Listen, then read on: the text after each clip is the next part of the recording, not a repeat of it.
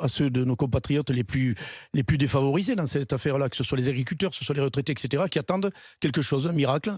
On a aidé déjà les agriculteurs sur la retraite, pour le départ des agriculteurs à la retraite, mais je vois que pour l'ensemble des professions qui sont les plus difficiles, ces gens-là attendent avec impatience que le gouvernement prenne une décision. Et à ce sujet-là, effectivement, on a l'impression qu'il piétine ou qu'on ne sait pas trop de quel côté aller pour essayer de faire. Il me semble quand même qu'il y a des problèmes à régler avant de s'attaquer à la question notamment de l'âge. Parce que quand tu sais qu'il y a 40% des gens âgés de plus de 55 ans qui sont déjà mis dehors et qui sont en fait, non pas, comme on dit, en pré-retraite, qui sont au chômage.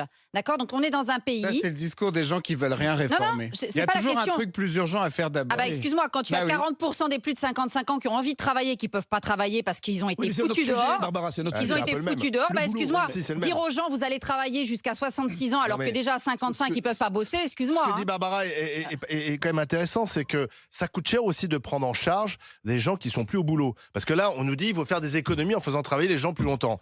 Mais si effectivement, tu as 40% des gens qui, à 55 ans, on doit les mettre au RSA, au chômage, le temps qu'ils arrivent à l'âge de la retraite ou de la pré-retraite, ben ça, c'est de l'argent public. Oui, mais ça, c'est de l'argent public.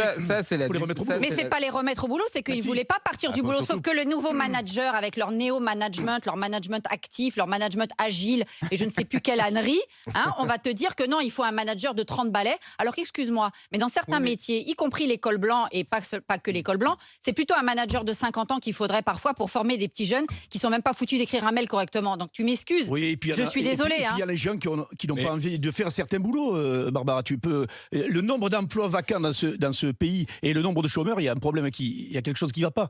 Donc à un moment donné, il faut prendre le boulot qu'il y a et bosser une bonne fois pour toutes. Et pour bosser quand on a des salaires qui sont décents. Mais quand tu as des aides à côté qui te permettent de rien foutre, demande-toi pourquoi certaines préfèrent rester au chômage. Mais demande-toi pourquoi c'est souvent des gens qui sont immigrés récents, qui travaillent dans le BTP par exemple, parce que c'est mal payé. Parce que c'est mal payé aussi. Non, mais aussi parce que c'est mal payé. C'est un travail pénible. C'est un travail pénible et mal payé.